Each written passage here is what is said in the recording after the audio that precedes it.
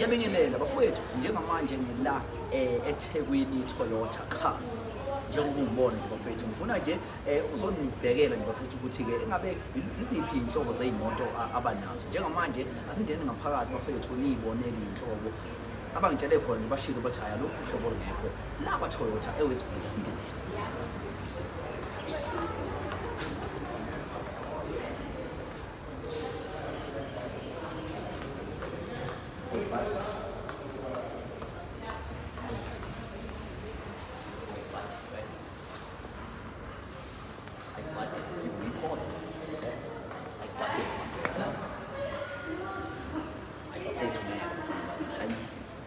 Hey, why you comparing with them? Which one is Renault?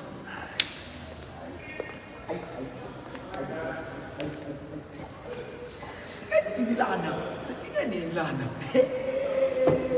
Bafana bakithi. Bathomphando. Sifike Milana. Ayi bafana bakithi ngeke. Ayi. Ayi lesibuzwe bafana bakithi. Ayibonani ibhasi.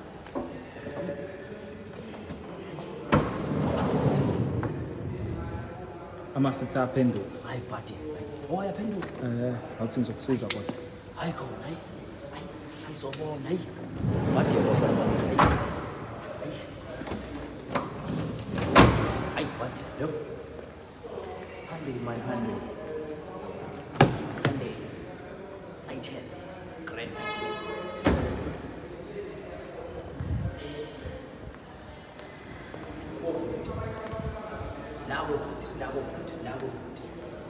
Sinako imidlalo wamanzi, sila imidlalo namanzi bafana bakithi. Hayi. Hey, sinako umdlalo wobhuti. Hayi asaba.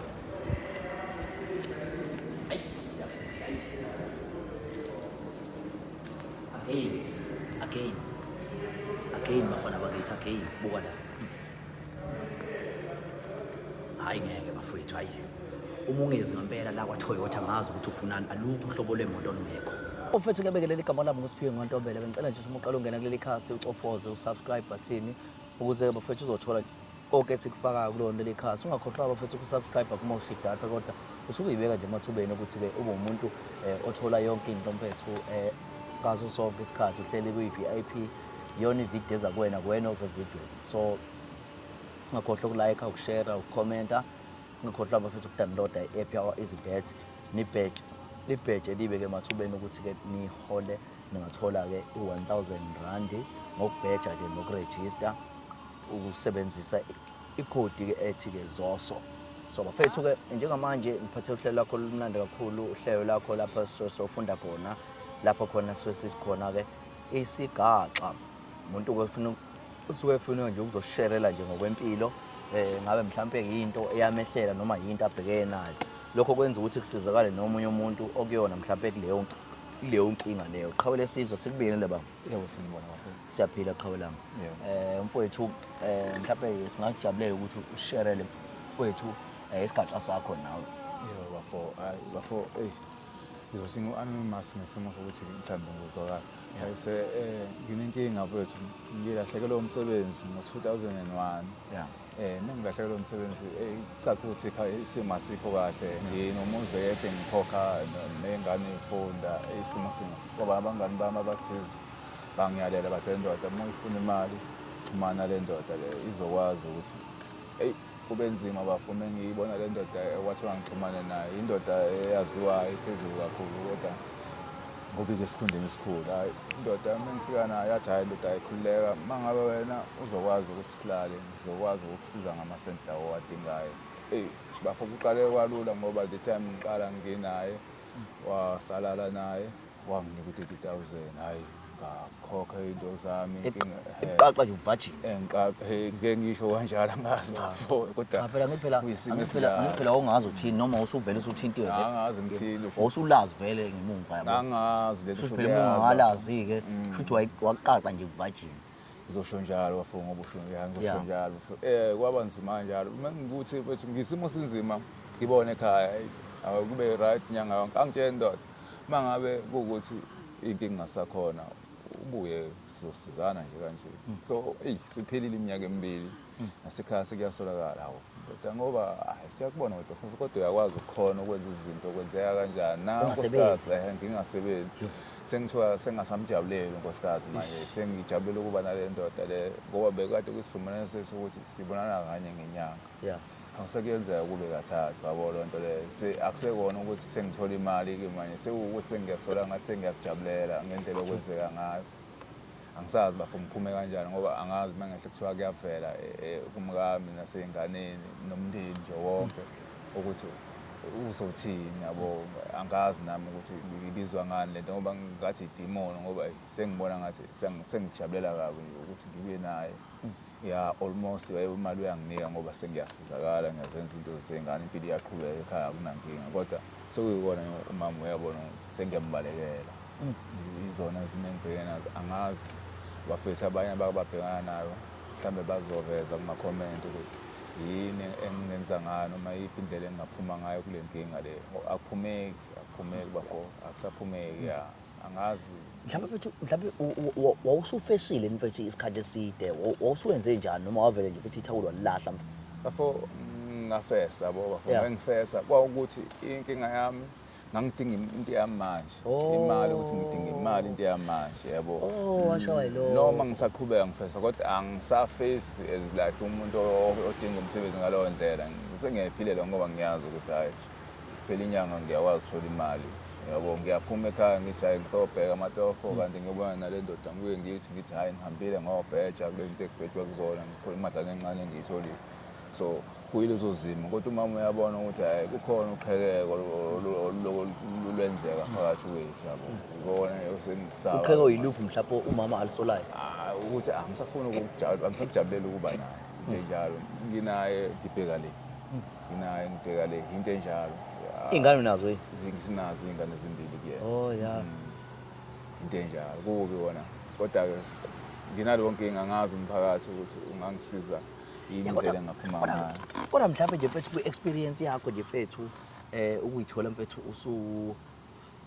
ake wacabanga mhlawumbe lokho mfethu mhlawumbe ngelinye ilanga excuse mhlawumbe khona nje umoya mhlawumbe wake weza yini wakuzela mfethu ukuthi hayi mhlawumbe ngumuntu mhlawumbe ophila kanje ayingabe ngicabanga guys angikaze ngicabanga bekuyinto ede ngiyibuka kude ngiyinyanya yabo nangamanje engingathi mangabe kuthola abafethu esikoleni nabo nomndeni wonke hayi ungamangala ukuthi ngingene kanjani kule nto le kodwa mina ngiya-understand ukuthi ngingeniswe isimo sokuthi bengidinga imali and ngingakwazi ukuthi ngibuye ngiyocela kwabanye abafethu bangisize noma umndeni ngibuka kona ukuthi mengiyocela bazobe sebengihleka wala ngoba angiqhubeke ngiyimele nje ngendoda yabo ngathi hayi ngibekezela bona bekuyinto engingayazi sebengazi ngicabanga ukuyicabanga nje ngithuke nje sengibona ngathi phakathi nendawo sengiya-enjoy yabo ngoba kokuqala akubanga kube into enhle yabo akubanga kube indoda enye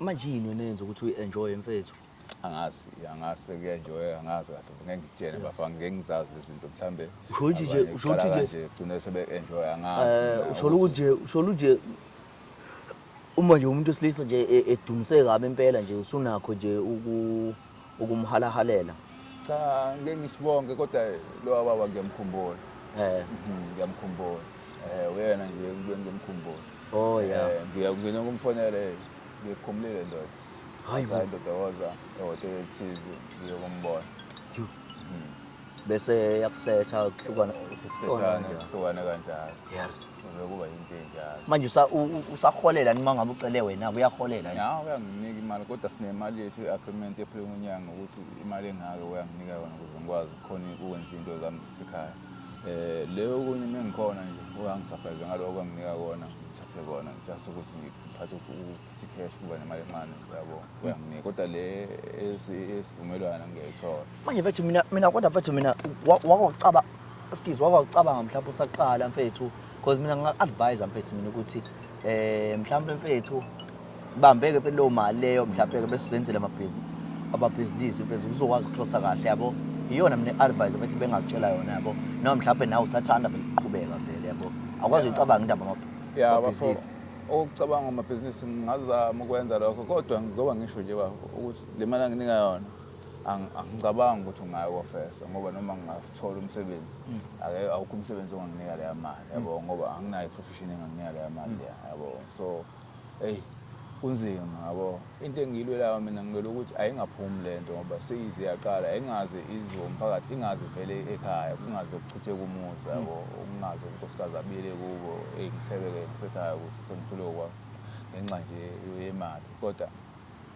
angazi ngenza kanjani ngoba iyadingakala imali ekhaya ngifuna uqamba amanga iyadingakala idingakala impela manje kuyo yonke lento leqhawe isifundo isiphi egcineni ngoba egcineni kumele sifunde abantu abeza ngezansi nabantu nje kumele egcineni befunde isiphi nje mfethu isifundo sikhulu kakhulu okunye mfethu mangabe uhlaselwe yinkinga ozama ukubekezela noma ngabe kuthiwa ziyanginetha ke imvula kulungile bekezela uphumele eminyango ukuthi abanye abantu bazobuka kanjani bazobuya impilo iqale phansi uphinde ukhuphuke futhi ngoba angeke impilo ihlezi inormal njalo kuye kuhambe ngeke ngoba ngabe ngiyaphila kuba ngisathanga lesa sinqumo futhi ngabe sihlezi right nengane noma ngabe umuzi wangilahlekela kodwa ngabe nginawo umjondolwane ngabe ngihleli kona kumanje nengane abantu bengalibalekela kanjani futhi ipayipi lenjabulo mfethu uma umuntu wesilisa ubalekela ipayipi angeke ngisho ukuthini bethi into eyinkinga yini labantu abanamandla abaphezulu ibona abanginunisela ngemali yes ibona abanginunisela ngemali maybe nginunisela ngemali ngeke uyeke imali isimo samanje sidinga imali yo manje kuvele kube lula mfethu uvele udedele umzansi guys akuseyonto engathi ngiyayithanda yabo ngoba sengithi kube kuyangami ngabe ngithi angazi ngizoyiya kanjani into esengenza ukuthi ngize ngivele la ngisho ukuthi hayi ngeke why lento ngisengiqala sengizizwe sengathi senginama-feelings ayo yabo kwenzeka kanjani yabo lonto kodwa mhlawumbe nje mfethu mangase mhlawumbe ngiyibuzele so that nami mhlawumbe ngoba nami ngifuna ulwazi egcineni kwayo yonke into futhi nabanye abafuna ulwazi mhlawumbe nje kuba njani nje mfethu mhlawumbe musaqala nje mfethu musaqala nje mfethu ungena uthola ipayipi ngemuva akuyona into emnandi ngeke ngithi akumnandi kodwa manje ugodo ngena kwenye indoda kunzima yafuna kubuhlungu yabo angifuna uqamba amanga akuyona into engathi imnandi kodwa ngokujwayela ke ugcina unganandaba usungenankinga sekungasekho ngaleya ndlela leyo wasekuqaleni yabo ngiyacabanga ukuthi nje ukusho nje ukuthi futhi uvajini wayeqaqa into enjalo akuyona into emnandi guys kodwa ke mfethu ngokuxakekile ethi amathambo ehlukana amathambo ethe mangabe bafo ukuthi wena uzothola lokho okufunayo awulale nengane zakho uyabekezela uqinisele kubuhlungu kunjalo yabo lo nto leyo